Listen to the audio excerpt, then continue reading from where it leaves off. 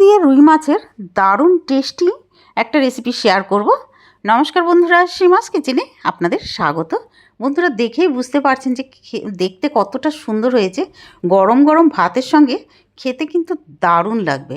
তো এই রেসিপির জন্য আমি রুই মাছগুলোকে তো সবার আগে পরিষ্কার করে নিয়েছিলাম। এবার সঙ্গে 1 চামচ হলদি পাউডার আর 1 চামচ নুন দিয়ে মাছগুলোকে মাখিয়ে নিয়েছি। কড়াইতে সর্ষের তেল গরম হয়ে গেলেই মাছগুলোকে এক এক করে ফ্রাই করার জন্য ছেড়ে দেবো। একবারে সব মাছ দেব না। এবার মাছগুলোকে উল্টে পাল্টে মিডিয়াম ফ্লেমে ভেজে নেব। আজকে কিন্তু বন্ধুরা আমি পুরো রেসিপিটা লোহার কড়াইতেই করব। মিডিয়াম ফ্লেমে দুটো সাইড যখন মাছগুলো ভাজা হয়ে যাবে তখন একটা প্লেটে মাছগুলোকে তুলে নেব। প্রথমবার আমি বানিয়েছি এরকম তিল দিয়ে মাছের এই ঝোলটা, খেতে দারুণ লেগেছে, তাই আজকে আপনাদের সঙ্গে শেয়ার করছি।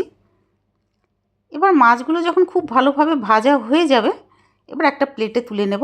আর বাদবাকি যে মাছগুলোকেও আমি নুন হলুদ মাখিয়ে রেখেছিলাম সেগুলোকে আমি ভেজে নিয়েছি। দেখুন, এবার তেল কিন্তু অনেকটা বেঁচে আছে, এই তেলেই কিন্তু আমি রান্না করব, এক্সট্রা তেল ইউজ করব না। এবার একটা মশলা বানিয়ে নিতে হবে।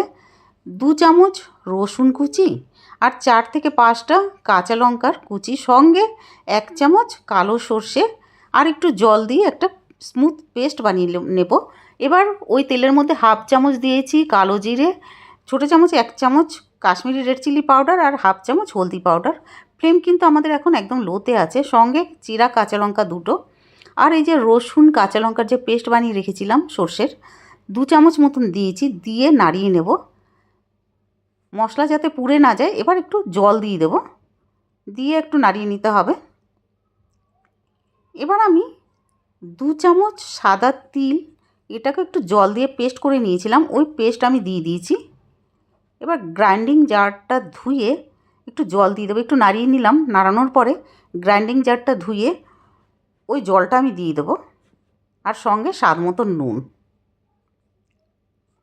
এবার আর একটু জল আমি দিয়ে দিয়েছি, টোটাল আমি 1 কাপ জল দিয়েছি। দিয়ে আমি মিডিয়াম ফ্লেমে লিডটা লাগিয়ে রেখেছিলাম 2 থেকে 3 মিনিটের জন্য। 3 মিনিট পরে ঝোলটা যখন ফুটতে শুরু করবে তখন ভেজে রাখা মাছগুলোকে দিয়ে দেবো, দিয়ে আবারও লিডটা লাগিয়ে দেবো 3 মিনিটের জন্য মিডিয়াম ফ্লেমে। 3 মিনিট পরে লিডটা সরিয়েছি, সরিয়ে এবার ফ্রেশ ধনেপাতা দিয়ে দেবো, দিয়ে একটু নাড়িয়ে নেব। এবার আবারও মিডিয়াম ফ্লেমে 4 থেকে 5 মিনিটের জন্য আমি লিডটা লাগিয়ে দিয়েছিলাম, দিয়ে একটু নাড়িয়ে এবার লিড লাগিয়ে 5 মিনিট পরে গ্যাসটা বন্ধ করে দেবো। তৈরি হয়ে গেছে আমাদের দারুণ টেস্টি মাছের ঝোল, তিল দিয়ে মাছের ঝোল। বন্ধুরা, দেখে বুঝতে পারছেন যে কত সুন্দর লাগছে। গরম গরম ধোয়া ওঠা ভাতের সঙ্গে রবিবারের দুপুরে অথবা যে কোনো ছুটির দুপুরে খেতে দারুণ লাগবে। পুরো ভিডিও দেখার জন্য অনেক অনেক ধন্যবাদ। ভিডিওটা ভালো লাগলে প্লিজ লাইক, শেয়ার ও সাবস্ক্রাইব করে দেবেন। ধন্যবাদ।